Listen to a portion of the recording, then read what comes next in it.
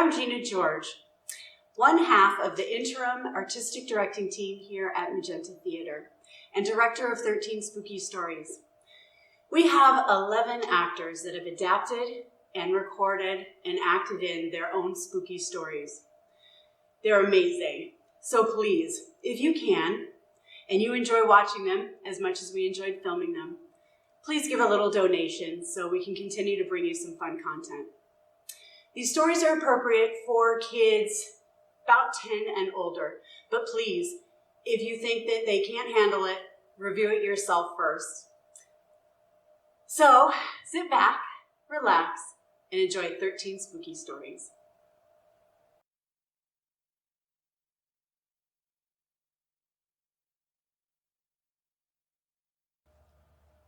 There are many amulets, artifacts, potions, spells, talismans, and other forms of magic in the world.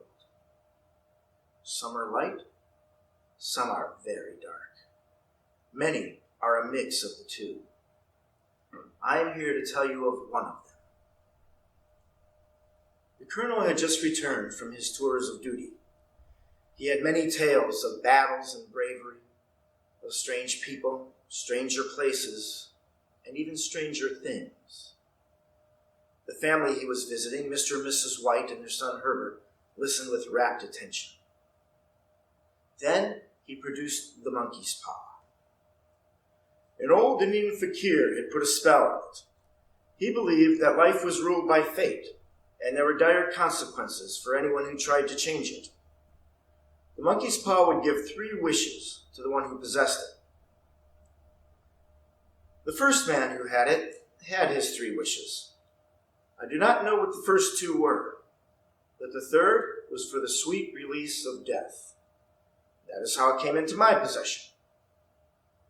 But he would not speak of his 3 wishes, and when pressed, he just stared off into the darkness, as if seeing horrors that only he could see.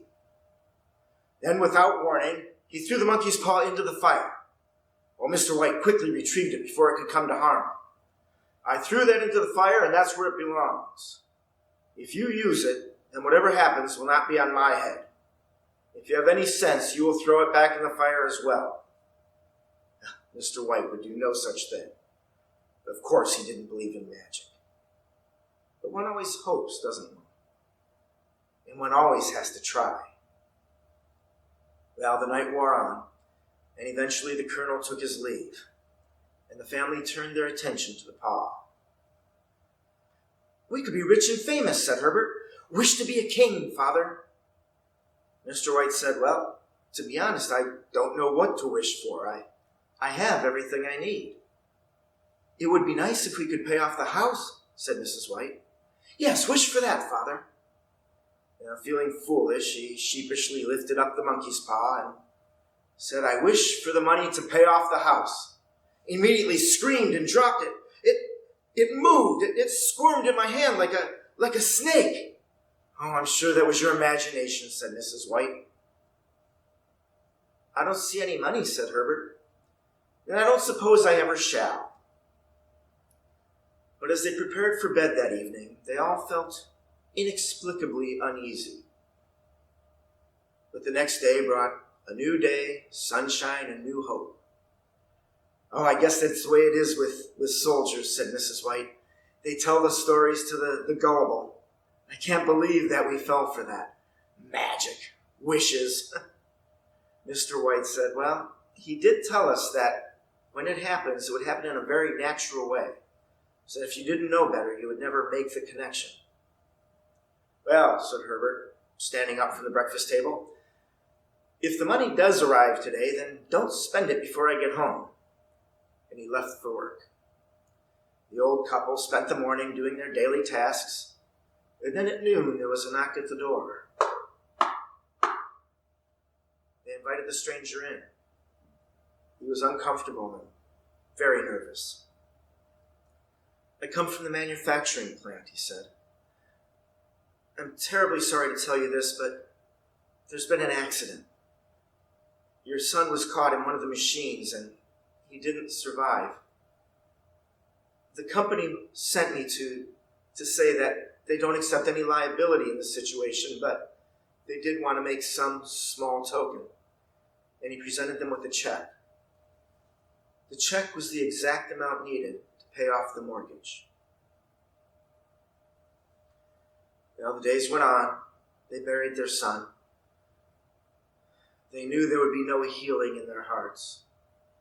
And then one night, Mr. White was awakened with a start as his wife screamed, "The paw! The monkey's paw!" He lit a candle and asked, What are you on about? What's going on? She said, "We still have 2 wishes left. Wish for our son to be alive again." "Oh, you don't know what you're wishing for. He's been buried for 10 days, and, well, I didn't have the heart to tell you this, but even after the accident, he was barely recognizable. What would he be today?" "I don't care," she said. "He's my son. Go find the monkey's paw." And he left the room, and he went into the living room, and over the fireplace he felt on the mantle until he found the monkey's paw in the darkness, and he brought it back to the room. "Wish," she said. "Oh, this is a very foolish and wicked thing to do." "Wish," she said. With trepidation, he lifted up the paw and said, "I wish for our son to be alive again," and immediately dropped it as it squirmed again in his hand. But there was nothing.